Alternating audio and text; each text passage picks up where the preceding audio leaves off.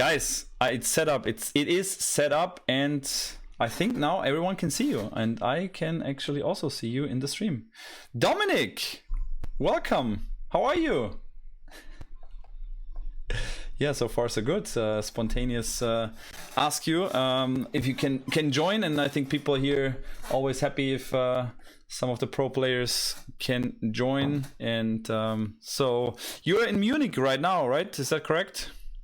I am, yeah. I got here on Thursday and yeah, I've been here since. Playing doubles tomorrow and then singles Tuesday, is that correct? Yeah, that's what it looks like. Doubles tomorrow and then singles on Tuesday if the weather holds up. Okay. Yeah, Munich is always, I mean, I just saw now and yesterday I saw just so great pictures from every player there. Sunny, like looks so beautiful. But normally Munich is always the week. I don't know why, but Munich is the week where it's like crazy weather every year, right? Yeah, this weekend was actually really nice for German weather in April. You never know what you're gonna get. Last few years, I think they said they had snow, so I don't know. It doesn't look like snow now, but I mean, yeah, you never know what happens here. Is it the first year you play in Munich? Yeah, it's the first year I've been here. Last year they didn't have a tournament, so I couldn't play, but yeah, first time here. Okay. Yeah, because I remember it was not only the first time that it snowed last year. It's always like raining, snowing, like it's crazy there. The weather, it's Munich in that time of the year is definitely crazy. So yeah, we just have a little bit of talk, maybe a little bit different talk, because I want to not ask the questions that you always get when people are asking you any questions. So what I'm very interested in is how, with the pandemic, all the tour life is for you, because that's definitely different for everyone. And that's what would be my first question. Like, how did the pandemic change your daily, of course, all the practice and the traveling, but also how it affects you in your personal. Sometimes players likes how it is, I can imagine. But what do you think about it? Yeah, actually, it's funny. I read like an article that team said something about Bublik and Evans, why they're playing so well, and those are two guys that probably love going out and love doing stuff outside, and just like don't like put a full effort into tennis, maybe not as much as they do now. And yeah, I mean, I'm the complete opposite. I hate being in a hotel room. I hate being stuck in a place. So yeah, it's pretty hard for me. I'm very bad at like keeping myself busy and finding things to do on my own, because I mean, obviously you practice 2 hours a day and then you're in the gym for a little you're in the gym for a little bit, and then yeah, there's a lot of time left Okay. like at night. So yeah, it's much tougher for me, but yeah, I mean, you gotta deal with it. I mean, lucky enough we can play. There's a lot of tournaments. I mean, there's almost too many tournaments that you can play, and yeah, I mean, it's still fun obviously, but it's definitely much harder than it was already before, because I mean, as a tennis player you always travel. Now you gotta travel pretty much all the time because of all the testing. You gotta get there earlier, you gotta get there on Thursday to get tested and quarantine in your room and all that. So yeah, it makes things much more difficult. But coming back also now, for example, in Munich, how was it? You arrived on Thursday, even as a main draw player, you have to arrive on Thursday. Is that the rule? No, you don't. I mean, I lost in Barcelona pretty early, so I got here because there was no other way to like. I mean, you can stay in Barcelona, but you can't really see the city. So what are you gonna do there? Is sit in the hotel room for 2 days. So decided to come here a little earlier. But yeah, I would say I mean, if you play on Monday, if you want to get 2 days of practice in, you gotta get there on Friday or maybe even Thursday and just get tested and it's with all the traveling, there's not as many flights, and yeah, it makes things harder with like testing. Like you gotta have a test within 48 hours to come to Germany, and then to Spain it's a different rule. To the US you gotta apply for another waiver, so there's a lot of like things you gotta take care of. Yeah, that's for sure. I mean, that's crazy. But how did it work out now? So you arrived in Munich, and then they were testing you right at the first day when you arrived, and you had to come in Germany with a test not older than 48 hours. Yeah, you have to come into Germany with a test not older than 48 hours. I think all the other countries it's 72 hours, but Germany somehow it's 48 hours. So I got tested in Barcelona, flew here, then you arrive and you get tested again. We could do an antigen test to be free and go to the site and practice, but you weren't Okay. allowed to go to a restaurant and stuff in a hotel. You had to wait for the PCR result the next morning. So it usually takes, it's different from country to country, but usually it's about 12 hours, I would say. If you take it at night, you'll have the result in the morning, so it's not too bad. Okay, so they speeded up like the process, because I remember also at the French last year where it just like took sometimes like almost 2 days to get the results. Of course, some more players there, but also it's completely chaos. That's at least what I felt there. I think I'm a little scared of the French. It was very deep nasal PCR there, and it took forever and so many positives. So who knows what's gonna happen this year? what is like? Is there a difference of countries? Like I mean, I also did like some of the tests already, because I also traveled a little bit last year, and also this year like you did some tests. Is there a difference in countries, or like also in the testing methods? Like what did you experience? Like Yeah, I'm pretty sure I've done it all. There's spitting one, there's a throat only, there's a two different ones, one throat, one nose. There's one where they go with the same like swab into your throat and then into the nose. Then obviously depending on the person who does it, it might be a little painful. Some are just like in the US, you could do it yourself. So there's a lot of different testing versions, I would say, and yeah, I mean but spitting yeah, is the it's best, probably, right? what is that? Spitting is the best, probably, right? Spitting is the least painful one, yeah. That's for sure. Okay, so then yeah, going back to your coming back from the Corona topic, because of course it's interesting for me as well, but also for some other persons.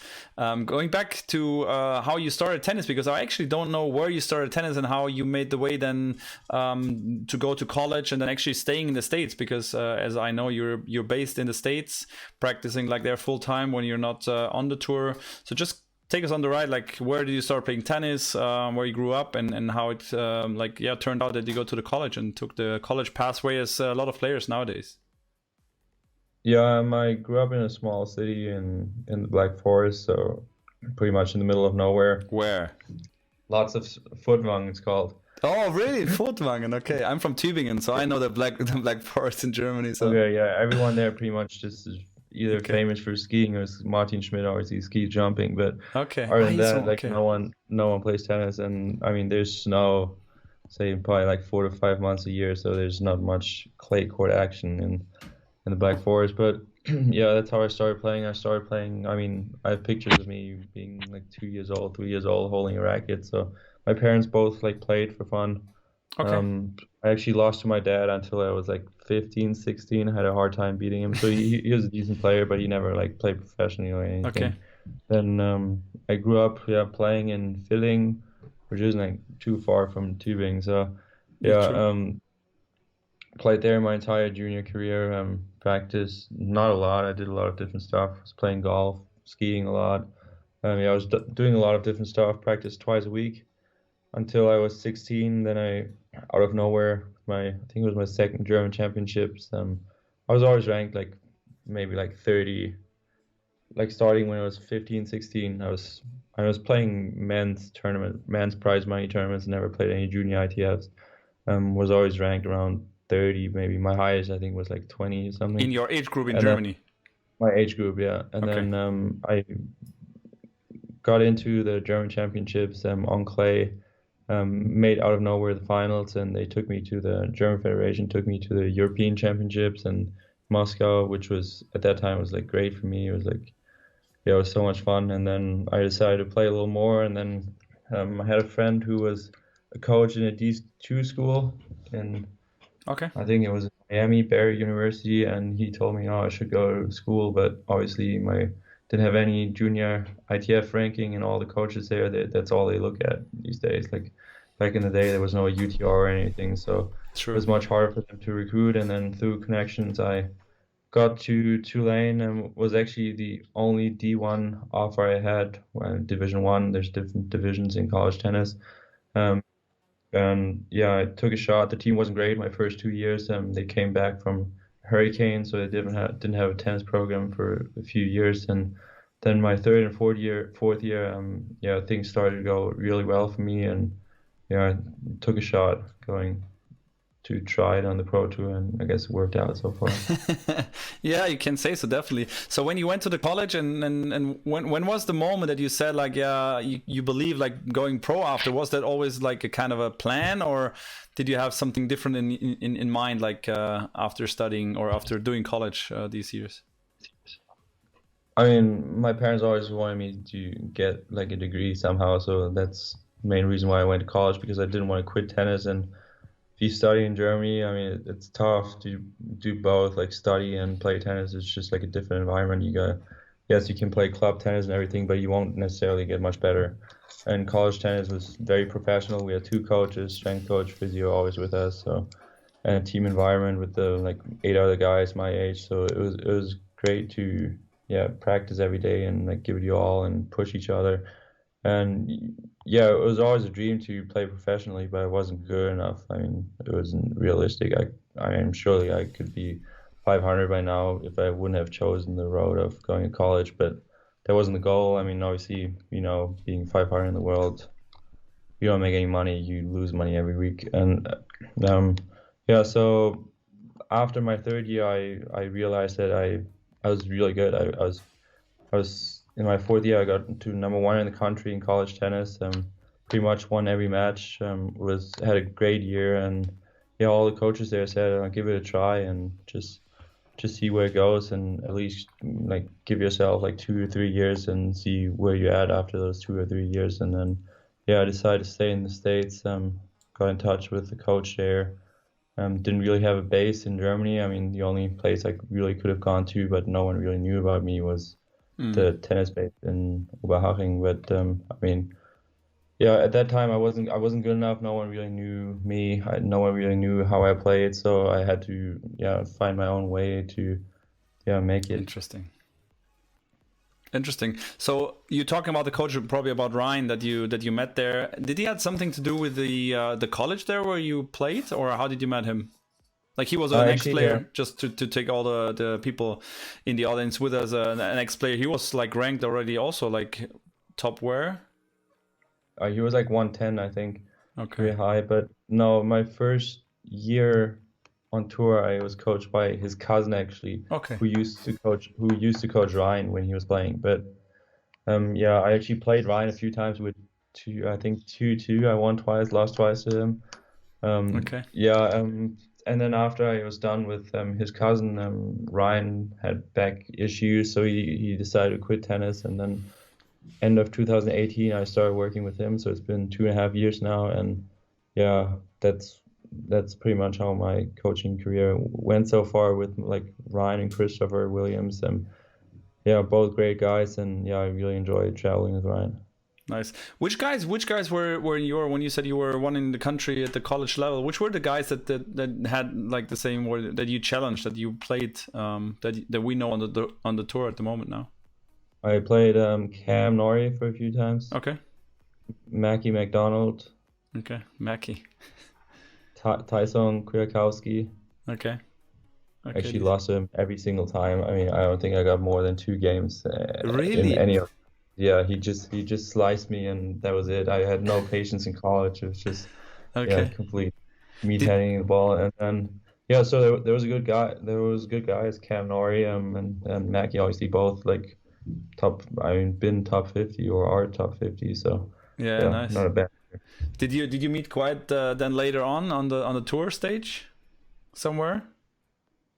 I played Cam twice. No, against Kwiatkowski. I mean, that you lost always. No, that's why I played him out. Okay. He actually practiced in Tampa some, so okay. I played him in a few sets, obviously during off season, but yeah, it's going much better now that I have a little patience and know what to do with slices. Yeah. Makes sense. So guys, if you do have any questions, then just type it in the chat. I see one guy asking if you have a favorite NFL team. Yeah, it's the New Orleans Saints. I went to school in New Orleans for 4 years.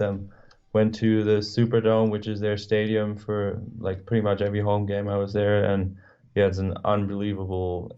It's almost like an experience. Like the entire city lives for football. After the hurricane, that's what brought them together, and they love it so much. I've never seen something like that. Like everyone just supports the team, and when it's game day, the city stops, everyone stops working, and it's just in front of a TV or in the stadium. Okay, crazy. Is it hard to get tickets then if everyone want to go there? Probably. Yeah, I mean, it can get really expensive if you want to go there because I mean, obviously the season ticket holders, it's a little different than here. There's a lot of like, I mean, Ticketmaster and everything. You can resell your tickets, and obviously the value goes up the higher the demand is. And yeah, that's one thing in America. It's a little annoying, and it's not very cheap to go to NFL, hockey, or basketball games. I mean, if you go to a soccer arena here, it's what is it, 20 euros maybe to like stand in the States corner. Yeah, no, here in Germany, I mean it's much. I mean, depending on where you go, on where you go, but it can get into like a few hundreds of just to go to the game. So if I go there and I want to attend the match and I want to take one of the cheapest tickets, I have to pay like definitely more than 150 or 200 euros. It's probably around 100, but you gotta be way up there. Yeah. Okay, so the worst tickets. Okay, got it. Interesting. So the guy who was asking the question about the NFL team says, "Oh, bad answer for a Panthers fan." Yeah, no, great. Yeah, there's some also like, of course, with the Super Bowl. I think in the last year it was growing also in Germany, like all the Super Bowl and NFL interest on people watching it. So. Definitely. So I'm just going through some questions because I put like in my Insta story I put some and I just filtered out some of the questions. Who's your childhood favorite player? Is there any idol that you were looking up to when you were playing? Of the German players, it was probably Tommy Haas. I mean, at that time he was 2 in the world, 3 in the world, whatever. And yeah, he was probably the guy I watched the most. Roger Federer, obviously. Just the usual guys, Rafa Nadal, obviously, and then yeah, it's still a little intimidating walking by him in the locker room and just seeing him practice next to me. Did you see the final actually that he just played against Stefanos? Could you watch a little bit? Yeah. You watched the whole match? Pretty much. I didn't watch mid-second set, but I mean the key moments I watched. Yeah. Wow. What do you think? I guess he's back. Yeah. And then Monte Carlo was just like a little side trip, but I mean, yeah, he's obviously still unbelievable, and he is the best competitor on tour, and that's what makes him so special, and that's why he's still up there, and he just keeps winning, and he works so hard to like keep winning. Yeah, unbelievable. I mean, the match was crazy. I mean, Tsitsipas had big chance to win the match, but somehow he came back and won the match. Definitely. Then another question was in like what was the age that you went to college? And I finished my high school Abitur here in Germany when I was 18. So I just turned 18 when I went over there. It was in August 2012, I believe, and then for 4 years. Okay. Got it. What string tension do you play? What strings do you play, and what string tension do you play? Play with Solinko 2-byte. Good choice. 1.25, and I can be a little dead sometimes. This week it's tough. I mean, obviously it's a little colder, so ball doesn't go very far. But usually I go 45 every single tournament, like wherever I go. But today actually Ryan made me drop it down to 41 pounds. I'm not really sure what that is in kilo, but it felt pretty loose. About 20 kilos, probably.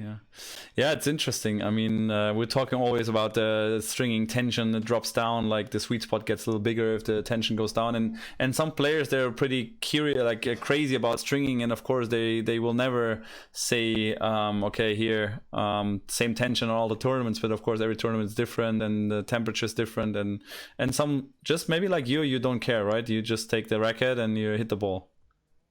Yeah, to be honest, I don't really care. But I mean, today I actually felt a difference. It was much better, just because it's cold and on clay. The Dunlop balls are so dead, so I think it's definitely the first different days.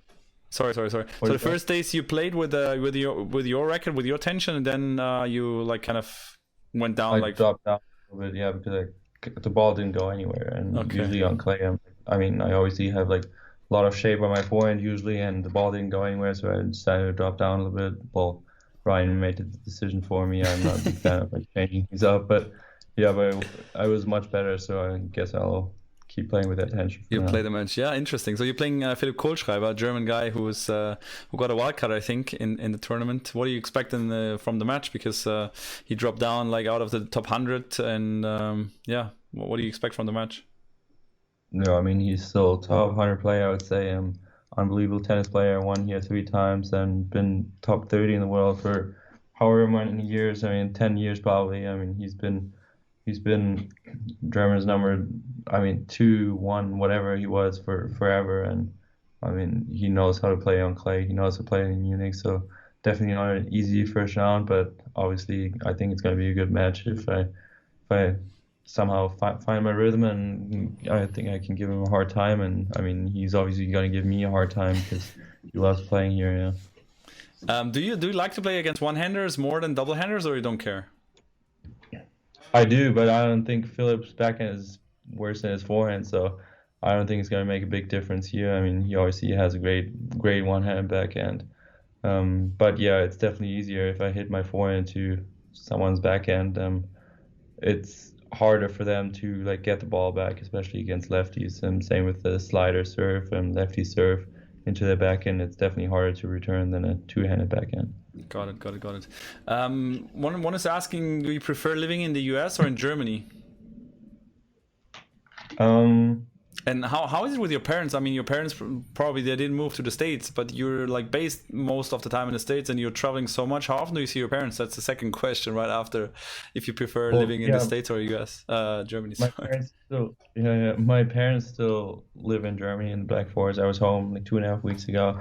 So during COVID, it's obviously harder to travel. Usually they come to tournaments, and I mean they obviously would be here if they could, but no spectators allowed. So that makes things a little harder, but I try to see them as much as possible when I'm in Germany. But I mean, there's pros and cons for living in the US, and there's pros and cons for living in Germany. I mean, today I wanted to go to the supermarket, and guess what? It's Sunday, so you can't go to the supermarket. That's definitely one thing that's way more convenient in the US. I mean, you can go to Walmart 24/7. That's the convenience of living in the US is definitely much easier, but I mean, obviously the infrastructure and everything, the people here I like better than in the US. In the US, they're just like very like, I mean, I wouldn't say I don't like them, but I get along with people here better just because I guess I grew up here and I'm more used to the culture here. But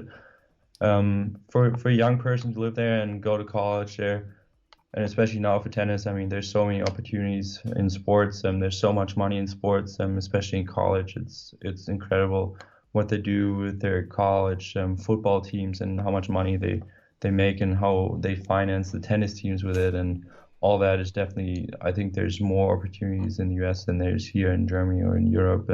That's one of the reasons why I stayed over there, and that's one of the reasons why I mean Florida could be worse in the winters. The weather is obviously great there in the winter.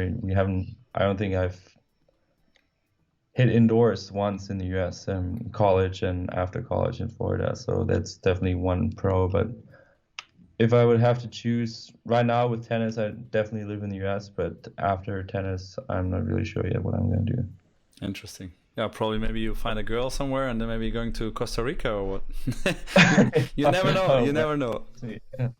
You never know. Well, one question back to the college. One question that's interesting for me about the coaches in college, because sometimes I hear weird stories about the college coaches. Do you think the quality of coaches there is like very good on the college, or would you also say like sometimes that the college coaches and is not like the best for players if they wanna really do their best and getting their best out of them? It's different from school to school, but I was lucky enough. You always have a head coach. He's kind of just the team manager, runs things and organizes things, and then there's the assistant coach who's kind of the worker, who's out on court, who's doing individuals. And I think it also depends on the player, to be honest. There's obviously rules, and they're limited to I think 20 hours a week, which is I mean, 3 hours a day is still plenty of time, but there's rules and limits where they can't force you to practice extra. So it depends on the player. Or do you want more? Do you want to come in extra? How bad do you want to get better? I mean, most players, they go there, party, and then after like a year, they're like, okay, I'm not gonna go pro. Like I'm done with tennis. Like it's fun, but I don't want to go pro. And after my third year and in the fourth year, I did a lot of extra stuff, and I think that got me better. And then obviously, I don't think they're very like technically very good, but they definitely. Yeah, I mean, I haven't met one unfit college tennis player. Everyone can run, and I mean, if you spend 3 hours on court with 8 other guys, there's so many balls you've hit during the day that you automatically get better, and everyone can make the ball. And I think the coaching really depends from school to school, and then also depends on the player how much you want it. Got it. Like on a daily or a weekly basis, how much is like the tennis compared to the study? Is it like definitely more study, double the study, or how much is it? Usually on a normal day, I would have weights in the morning at 6 a.m. until like 7:30. Then you'd go to breakfast and go to class from 8 to 12, 8 to noon, and then you go have lunch, and then 1 to 4 was practice. And then 2 to 3 times a week, you had class from 6 to 9 at night. So yeah, I mean, it's busy. It's very busy and stressful sometimes if you have to study for exams. But school is easier there than it is here in Germany, I would say. But you don't have to study as much. It's a different system. You have a lot of presentations. You have different. It's more like high school here. You have like 3 exams in every class, and then 1 final exam, whereas here you have probably like 1 paper and 1 final exam, and that's it for the class. So it's spread out a little better, but yeah, it's not easy to get, like, it's very exhausting if you run on court in 35 degrees and humidity for 3 hours, and then you have to sit in a classroom at night. You definitely struggle sometimes, but and then you have a social life too in college. I mean, you're 18, 22 years old. So how is the social life in college? Tell me more about it. Social life, it's, New Orleans is a good city to have a social life in. Yeah, it's crazy city with Mardi Gras. It's like kind of carnival once a year. But yeah, I think to find the right mix of everything was definitely key, and that's what I really enjoyed. Just having everything, having to study, having to keep my mind a little occupied, learn something, and then also have friends around me my age and playing tennis at the same time, travel for tournaments. That's what I really liked, and that's why I was struggling in the beginning of being on the pro tour, because you're just by yourself and all you have is tennis. Got it. Okay, some quick questions and quick answers. Favorite surface? Slow hard court. But actually you played some yeah, like where did you have the best results actually? I mean, I won a tournament on grass. US Open 4th round, quarterfinals Rome. So I don't really know. I don't like quick Australia. I've never played well, but I don't like quick hard courts. It needs to be bouncy and slower. Like Acapulco is perfect. Okay, so there you feel very comfortable with grass as well. You feel comfortable. You like grass? Yeah, my backhand and my serve, my forehand is a little shaky, but I mean, I find ways to make my forehand and then just try to dominate with my backhand. Yeah. Okay, got it. Favorite player we had already. Did you actually play one? Like which one of the big players did you play already? I only played Djokovic in Rome last year. That's it. Never played Fed. Never played Rafa. Just seeing them. But practice probably with them here and there. No, only I practiced with Djokovic, played Djokovic, never practiced with any of the other guys. How do you think, like, because there's of course very controversial, Djokovic probably the most controversial person, like on the top players. What do you have to say about him? I mean, to me, every time I was on court with him, he was a great guy. I mean, he was, first time I met him, I was obviously really nervous. I was like, oh my God, Novak Djokovic, is he gonna be like, is he gonna be an asshole? Is he gonna like, what's he gonna do? Is he gonna like get pissed when I miss a ball? But he was super cool, asked a lot of questions. So yeah, I mean, to us players, he's always like super nice, and I mean he listens to us if we have something to say. Now with the like kind of PTA going on, like the players thing that he's trying to start. Yeah. I mean, he definitely tries to get the lower level players involved, which I think is cool, and I think tennis needs them. Needs like a united voice, and I mean we have no say really, especially if you're ranked within 50 and 100, and no one really cares about you. So he's definitely, out of the top players, he's the guy that reaches out to the lower level players the most, I would say. Okay. Interesting. Yeah, because I know like there's so many people saying, okay, there's either Djokovic fans or everyone doesn't like him. So I always I mean some of the things he's done off court obviously aren't ideal, but I don't know him that well, but on court he's super nice to me. That's what I also heard. I mean, I've never heard something like on court when he was practicing with someone, or this is something that he's like not respecting the people or something, just like some other stuff that I also like. I'm not the biggest fan of him. But that's a different topic, and I mean, I would rather have Nadal win every tournament too, but like on court wise, he's completely fine to me. There's a question, and of course, probably I don't know if Alex, why you asked the question. Does Dominic remember the final in Great Britain against Dennis Novak? No, I do. Yeah, down match point, and then couldn't make a return until 6-5 in the tiebreak third set to get a wild card for Wimbledon, and then made a return and he missed a 4, and I remember everything of it. Yeah, every single point. Yeah, that's crazy. And this brain, the tennis brain of of players, like more with the girls. I realized they don't remember much, or like a lot of girls, they don't remember much about matches. If you talk if you ask about the matches half a year ago with the guys, sometimes like I can ask you about matches like 3 years ago, and you can at least say, okay, the score was like this and that, and maybe 1 or 2 sentences about it. It's crazy, like how that works. I mean. Yeah, I mean, that was probably one of the biggest matches I've played so far. I mean, this kind of turned around my career and like got me starting my kind of run to get into the top 100. Got it. Okay, I have some this or that questions. So it's just like Netflix or YouTube, for example, and you just say, what do you think, okay? Ready? Yep. Okay, Netflix or YouTube? YouTube. Cardio or weights? Weights. Mountains or beach? Beach. Dog or cat? Cat. Really? Yeah, I mean, dog is so much work. It's like having a baby. Yeah, but cat is okay. A cat, yeah, I mean, a cat is useless too, but you can just leave it alone. And cat is useless too. Okay. Snowball fight or water balloon fight? Snowball. Winter or summer?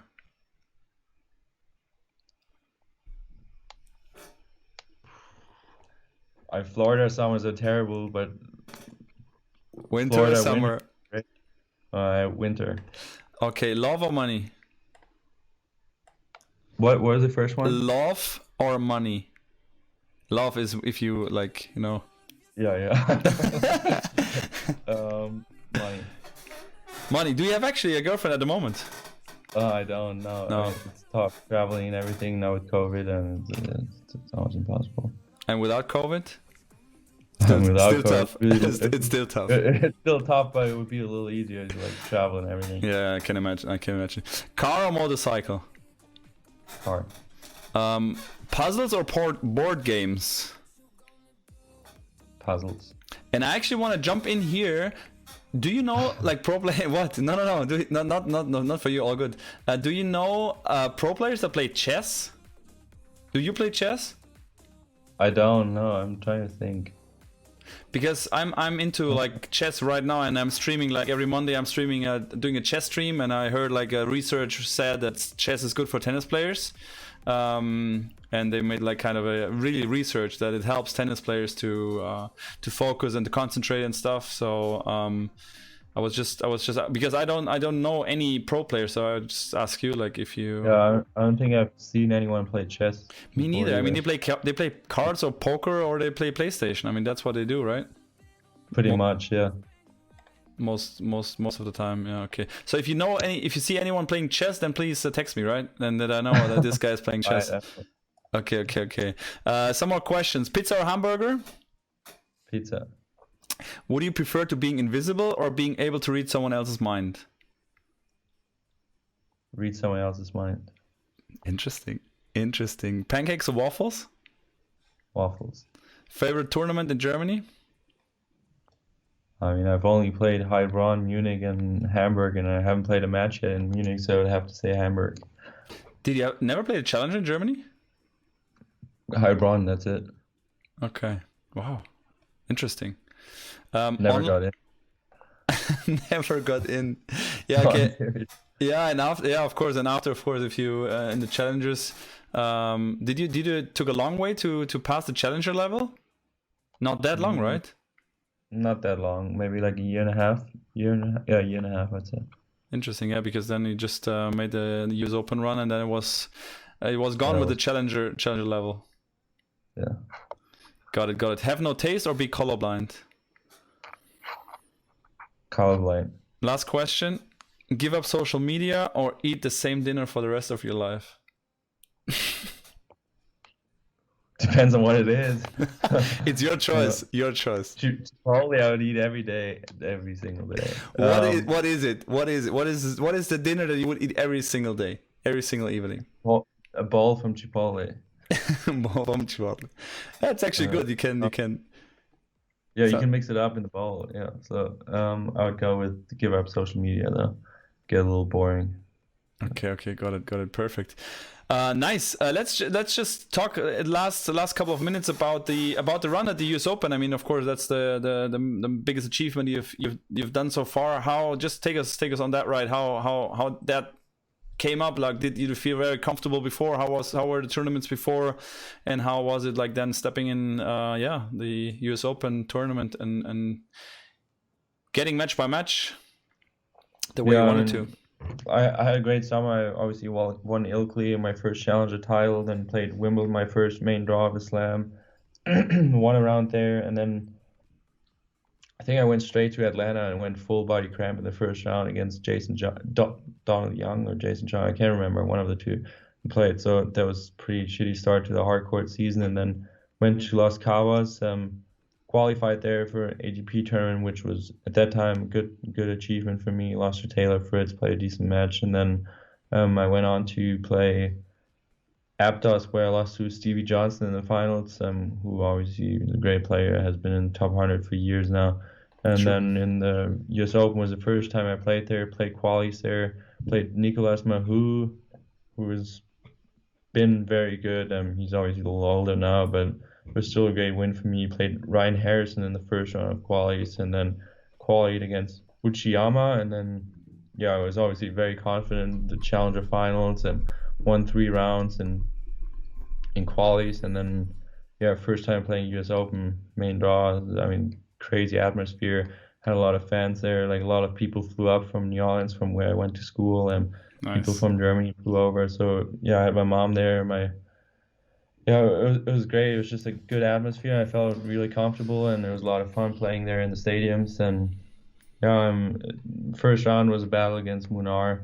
Was cramping too. I was up 2-love in a break, and then got so nervous that everything started cramping up. So there was a struggle. Somehow fought my way through it, and then second round I played Riley Opelka, which definitely helped because I've lost him like 3 months before at the Dallas Challenger with match points. I'm 7-6 in the third, like crazy third set tiebreaker. So I knew I had a chance to win against him, and then somehow got it done.